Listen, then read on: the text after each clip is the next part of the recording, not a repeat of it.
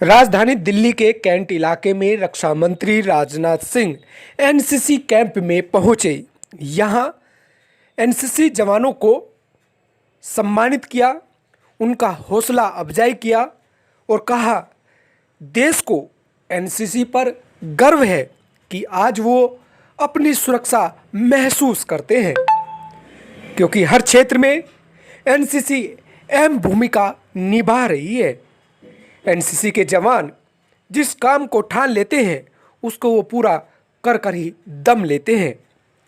NCC जमीनी स्तर पर देखा जाए तो बहुत बड़ा योगदान कर रही है, चाहे वो कोरोना काल के दौरान हो या फिर देश में आपदा के दौरान। यहाँ अहम भूमिका एनसीसी निभाती है।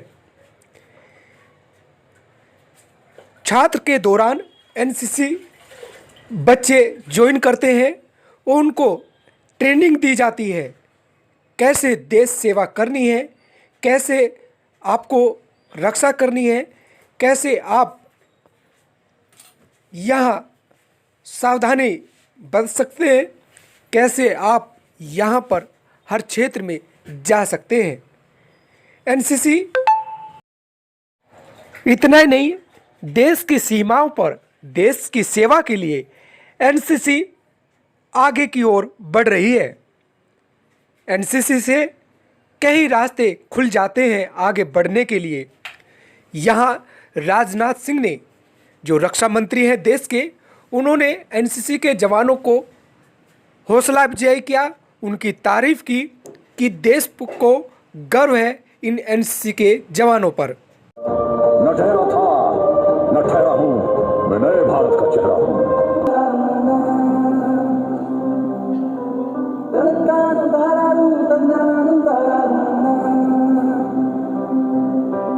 बंदिया रे बंदिया, बंदिया रे बंदिया, राह पे चल बंदिया।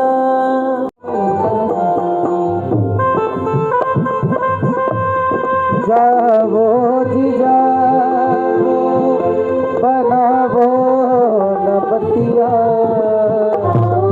काशी में नाते भक्ति की लहर हिलोरत रबिया मत काशी में, खड़खड़ डोलत घंट बन।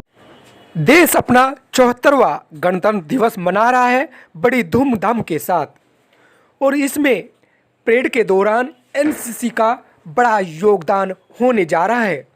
हर क्षेत्र में एनसीसी अपना दमखम दिखाने जा रही है देश को कि वो कितना महत्वपूर्ण अपना कदम बढ़ाती है, कितना योगदान देती है देश सेवा के लिए।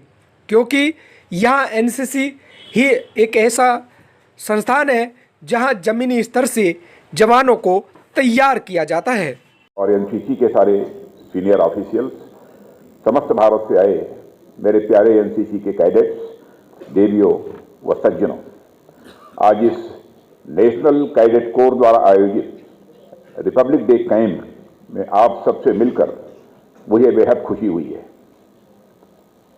और इस बार जो मैंने परफॉर्मेंस देखा है, चाहे फील्ड में और यहाँ पर, यदि मुझे सिंगल वर्ड एप्रिसिएशन यदि देना हो तो मैं कह सकता हूं एक्सीलेंट परफॉर्मेंस के बारे में।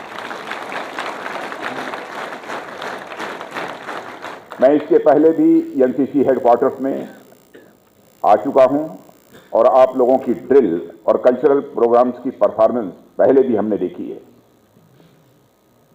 आप लोगों को देखकर यह लगता है कि पूरा भारत इस ऑडिटोरियम में सामने खड़ा हो गया है, और एक ऐसा भारत जिसके शरीर अनेक हैं पर आत्मा एक है, जिसकी ब्रांचेज अनेक हैं परंतु रूट्स एक हैं। पर्सनालिटी बनाने में सहायक होती है। इसने आपके अंदर एक लीडर, एक सोल्जर, एक आर्टिस्ट और इन सबसे ऊपर एक अच्छे इंसान के गुण पैदा किए हैं, जो मैं अपनी आंखों से साफ देख सकता हूं। मेरे प्यारे कैडेट्स, यहाँ मिलने वाली सीख जैसे एकता, अनुशासन, सत्यपरायणता, साहस, सद्भाव, बंधुत्व, और नेतृत्व जैसे गुण हमेशा से हमारे देश में यह मार्गदर्शक गुण रहे हैं। और इनके साथ साथ मैं समझता हूं कि एनसीसी आपके भीतर जो सबसे महत्वपूर्ण गुण डेवलप करती है वह है अपने लक्ष्य के प्रति दृढ़ता और समर्पण। मेरे साथियों, एनसीसी ने, मैं समझता हूं कि अब तक आपकी बुनियाद इतनी मजबूत बना दी है कि उस पर आप सफलता की कितनी भी विशाल इमारत खड़ी कर सकते हैं। आप जितनी भी महान विभूतियों को देखेंगे, आप पाएंगे कि दुनिया प्रायः उन्हीं गुणों के कारण जानती है जिनको उन्होंने अपने अंदर छोटी आयु तक विकसित कर लिया था। नेशनल कैडेट कोर का उद्देश्य भी यही है कि वह आपके अंदर उन विभूतियों के गुणों को विकसित करे जिससे आप स्वयं तो अपनी राह निर्मित कर ही सकें, साथ ही समाज को भी एक नई दिशा दे सकें। इसलिए आपको अब तक जितनी भी सीखें यहाँ पर मिली हैं उन्हें अपने जीवन में अच्छी तरह उतारना है और धीरे धीरे उन्हें और अधिक आगे बढ़ाना है। छोटे छोटे गुण ही होते हैं जो आगे चलकर आपको काम करना हो या फ्लैग एरिया में काम करना हो, आप टीम में ही काम करते हैं। कई बार तो रोजमर्रा के कामों के लिए भी आपको टीम के साथ जाना पड़ता है, पर सामान्य तौर पर हम जीवन में टीम के साथ उतना वर्क नहीं करते हैं। एनसीसी में आने के बाद हमारे अंदर जो सबसे महत्वपूर्ण क्वालिटी डेवलप होती है साथियों, वह होती है टीम स्पिरिट। और इस गुण को हमें अपने अंदर हमेशा बनाए रखना है, यह हमारी अपने सभी कैडेट से अपेक्षा है। आप देश दुनिया में अतीत की घटनाएं देख लें, जितनी भी बड़ी घटनाएं आप देखेंगे उनमें से अधिकांश आपको टीम वर्क की घटनाएं देखने को मिलेंगी। वह चाहे राम रावण युद्ध के समय सेतु का निर्माण हो अथवा भारत देश की आज़ादी की लड़ाई हो या अनेक गेम्स में हमारे देश द्वारा मेडल्स लाना हो, यह सब टीम वर्क की बदौलत ही संभव हो सका है। टीम वर्क का एक और बेहतरीन उदाहरण आपको हमारी रक्षा व्यवस्था में भी देखने को मिलता है। जब कभी हमारे देश को जरूरत पड़ती है और हमारी सेनाएं सीमा पर कदमताल करती दिखाई देती हैं, उस समय केवल हमारी सेनाएं ही कदमताल नहीं कर रही होती हैं, उस समय हमारे देश के साइंटिस्ट, इंजीनियर्स, मैकेनिस्ट और अनेक सिविल अफसर भी कदम से कदम और कंधे से कंधा मिलाकर आगे बढ़ रहे होते हैं। अगर युद्ध लड़ने की नौबत आती है तो हमारी सेनाओं के साथ साथ पूरा देश युद्ध लड़ता है और यह टीम वर्क का ही परिणाम है कि इतिहास में आप अनेक युद्ध देखेंगे जिसमें हमारे देश ने दुश्मनों को अच्छी तरह धूल चटाने में कामयाबी हासिल की है। मेरे प्यारे साथियों, और टीम स्पिरिट का सबसे बड़ा उदाहरण जो मुझे दिखाई देता है वह मैं समझता हूं वह हमारा राष्ट्र स्वयं में है। यह देश अनेक प्रांतों का, अनेक भाषाओं का, अनेक बोलियों का और अनेक पंथों, मजहबों और यह विचारों का देश है। बावजूद इसके जब राष्ट्र हित में कुछ करने की बारी आती है तो सभी एकजुट होकर समर्पण के साथ आगे बढ़ने लगते हैं। सीमा की सुरक्षा के लिए कभी यह नहीं देखा जाता कि वहां तैनात होने वाले सिपाही किस पृष्ठभूमि में हैं। चंद्रयान या मंगलयान जब लॉन्च होता है तो यह नहीं देखा जाता है उसमें काम करने वाले साइंटिस्ट और इंजीनियर किस बैकग्राउंड से हैं। स्कूलों में जब शिक्षा दी जाती है तब यह नहीं देखा जाता है कि विद्यार्थी किस बैकग्राउंड से है। इसी तरह एनसीसी की जब ट्रेनिंग होती है तब यह नहीं देखा जाता है कि कैडेट्स किस बैकग्राउंड से आते हैं। कहने का मतलब, राष्ट्र निर्माण की राह में क्या जवान, क्या किसान, क्या डॉक्टर, क्या इंजीनियर, क्या मजदूर, क्या किसान, क्या कोई और सब अपना सर्वश्रेष्ठ देते हुए आगे आते हैं और राष्ट्र के लिए वह काम करते हैं। आज हमारा देश अगर दुनिया के अग्रणी देशों में शामिल होने की ओर लगातार बढ़ रहा है तो उसके पीछे यही कारण है। इसी तरह अनगणित उदाहरण हैं जो एक लक्ष्य के प्रति मिलजुल कर काम करने का संदेश देते हैं। हमें उस संदेश को जीवन में उतारना चाहिए। मेरे साथियों, टीम में काम करने से आप अपने जीवन में अनेक लाभ अनुभव करेंगे। और साथियों, पहला तो यही कि किस काम को अगर आप दो या उससे अधिक लोग मिलकर करते हैं तो आपकी ताकत केवल दोगुनी ही नहीं होती है बल्कि उससे कहीं अधिक होती है और आपकी सफलता की संभावना भी काफ़ी बढ़ जाती है। जी, क्या नाम है आपका? जैन सर, आई कैडेट ईशान वशिष्ठ। हम उत्तर प्रदेश डायरेक्टरेट से हैं सभी कैडेट्स, और आज आरडीसी में जो हमारा मुख्य अतिथि का आगमन होता है उसमें श्री राजनाथ सिंह जी, जो कि डिफेंस मिनिस्टर हैं इंडिया के, उनका आगमन हुआ।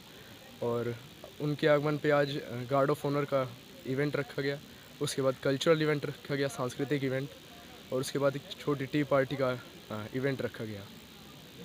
कितना गर्व महसूस करते हैं जब एक रक्षा मंत्री एनसीसी को लेके इतनी बड़ी बात करते हैं कि चाहे वो सीमा से लगी हो या फिर, क्योंकि 4 पिलर की अगर बात की जाए तो एनसीसी सबसे ऊपर आती है। देखिए सर, एनसीसी का मुख्य उद्देश्य है यूनिटी एंड डिसिप्लिन, एकता और अनुशासन, और इसी को लेके हम सभी कैडेट्स यहाँ तक पहुँचे हैं, और यही हमारा आगे भी उद्देश्य रहेगा। एनसीसी मतलब फ्यूचर के लिए जो कि कैडेट्स को तैयार कर रहा है, उनमें लीडरशिप क्वालिटीज़ डेवलप कर रहा है, और इसको देखते हुए कि हम सभी लोगों में से आगे जाके नेतृत्व करेंगे भारत का।